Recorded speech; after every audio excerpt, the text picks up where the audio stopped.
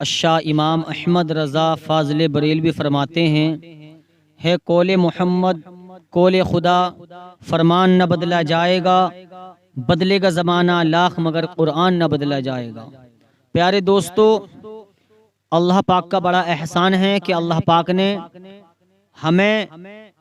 اس رسول کا امتی بنایا ہے جس کے صدقے میں اللہ تبارک و تعالیٰ نے زمین کو پیدا فرمایا۔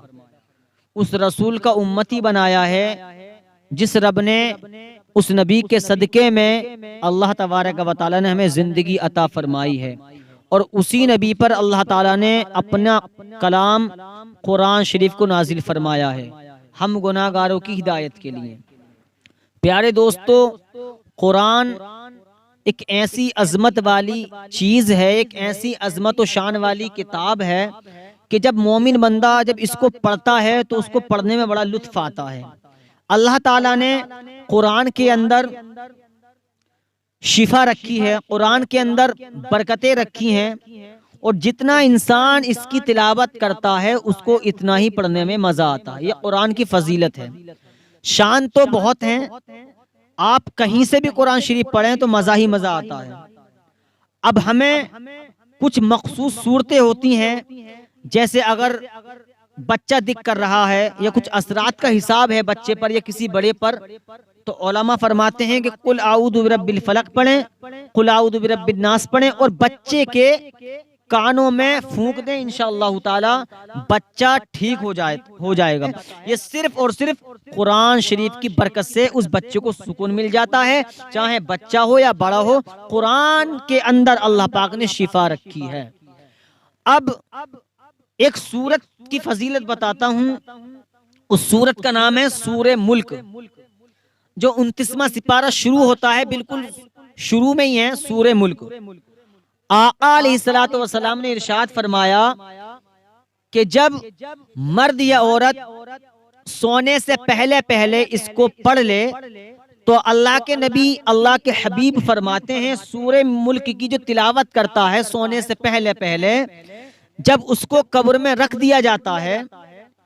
اور علماء فرماتے ہیں جب سورہ ملک کی جو تلاوت کرتا تھا اس کو قبر میں رکھ دیا، جب وہ قبر میں پہنچا وہ تلاوت کیا کرتا تھا، اس کے نامۂ اعمال میں گناہ ہی گناہ تھے، لیکن یہی سورت قبر میں انسانی شکل میں حاضر ہوگی، یہی سورت اللہ کی بارگاہ میں گڑ گڑا کے ہمارے لیے سفارش کرے گی، اے مولا یہ وہی بندہ ہے تیرا جو مجھ کو تلاوت کیا کرتا تھا، یہ سونے سے پہلے مجھ کو پڑھا کرتا تھا، اے مولا یہ جو میری تلاوت کرتا تھا اس کو تبھی سکون ملتا تھا، میں تجھ سے فریاد کرتی ہوں اے مولا اس بندے کو بخش دے۔ تو علماء فرماتے ہیں کہ اس سورہ ملک کے پڑھنے کی برکت سے اللہ تعالیٰ گناہ گار بندے کو قرآن شریف کی عظمت و شان سے اور اس کی برکت سے اللہ تعالیٰ اس کے گناہوں کو معاف فرما دیتا ہے۔ قرآن کی فضیلت، قرآن کی شان تو شان ہے، ہم نے سنا ہے، آپ نے بھی سنا ہوگا، علماء فرماتے ہیں اگر قرآن کو پہاڑ پہ رکھ دیا جائے تو اتنا پاورفل ہے قرآن کہ پہاڑ ریزہ ریزہ ہو جائے۔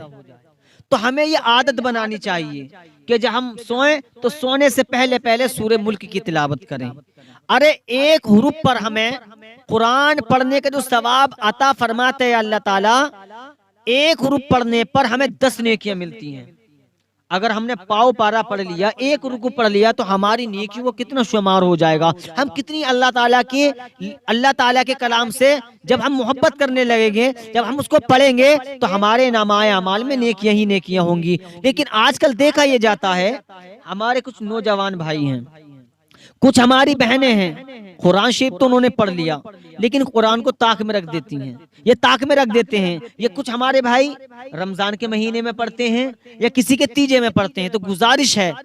آپ سورہ ملک کی عادت بنائیں، انشاءاللہ تعالی اللہ تعالیٰ کی رحمت پر بھروسہ ہے، انشاءاللہ قرآن شریف کی برکت سے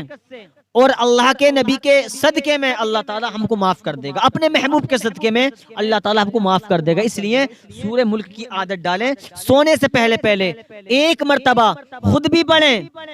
اور اپنے چھوٹے بچوں کو